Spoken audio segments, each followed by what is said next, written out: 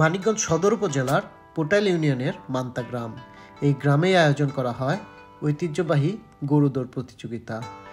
প্রায় ১৫০ বছরের ঐতিহ্যবাহী গরুদৌড় প্রতিযোগিতা অব্যাহত রাখতে সচেষ্ট আয়োজক সংগঠনের সদস্যসহ গ্রামবাসীরা। এই মেলার শুরুটা কেউ ভালোভাবে বলতে পারে না, তবে লোকমুখে শোনা যায় এই গ্রামে শাহ কানু প্রামাণিক নামে একজন আধ্যাত্মিক সাধক ছিলেন। তার মৃত্যুবার্ষিকীকে কেন্দ্র করে প্রতি বছর একটি ওরস হয়, আর এই ওরসকে কেন্দ্র করেই মেলায় বিভিন্ন আয়োজন করা হয়। আমরা ছোট জীবনের থেকেই দেখে আসছি, কারণ হলো আমাকে যখন বুদ্ধি হয়েছে তখন থেকেই আমরা এগুলি দেখতেছি। এই ঐতিহ্যবাহী মেলা এই পর্যন্ত চলেই আসছে, আরো দীর্ঘদিন যে চলবে এই আছে। 70 বছর আমি দেখছি মেলার বয়স, তারও আগে থেকে মিলে এটা ঐতিহ্যবাহী মেলা।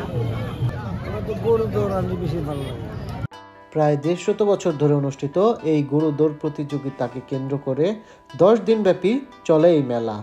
আশেপাশের গ্রামসহ বিভিন্ন দূর দূরান্ত থেকে মানুষ এই মেলায় আসে গরুদৌড় প্রতিযোগিতা দেখতে।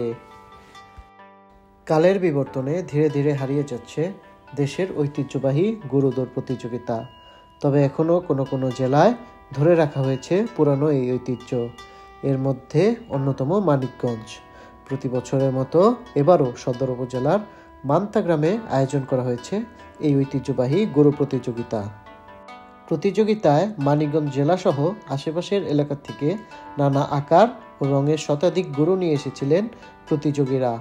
গরুদৌড় দেখতে ভিড় করেছিলেন হাজার হাজার নারী পুরুষ। আমি এবার যে দ্বিতীয়বার আসলাম, মেলাটা অনেক সুন্দর লাগে। গতবার আসছিলাম আমরা ভাই ব্রাদার দোস্ত বন্ধু সবাই মিলে, বড় ভাই ছোট ভাই চাচা টাচা আছে সবাই মিলে আসছি। আজকে মোটামুটি 15-20 জন লোক আসছি আমরা এই গরু দাপান দেখতে। ছোটবেলা থেকে এই মেলা আসি, অন্য মেলার থেকে এই মেলায় মোটামুটি বেশ ভালো লাগে।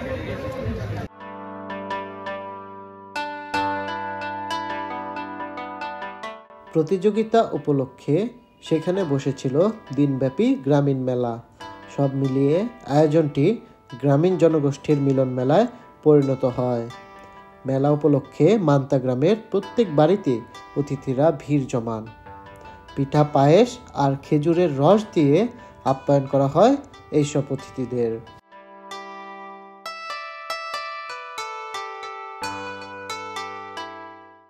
আজকের খেলার আয়োজন হচ্ছে, প্রধান আকর্ষণীয় হচ্ছে গরু ও ঘোড়া। তাদেরকেও এই গরু ঘোড়া উপলক্ষ করে এই মেলার সূত্রপাত এখানে ঘটেছে।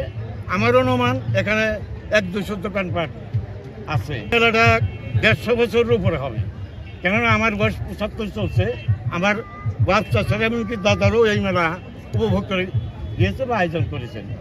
এ থেকে প্রমাণ করা যায় এই মেলার বয়স কমপক্ষে 150 বছর হবে।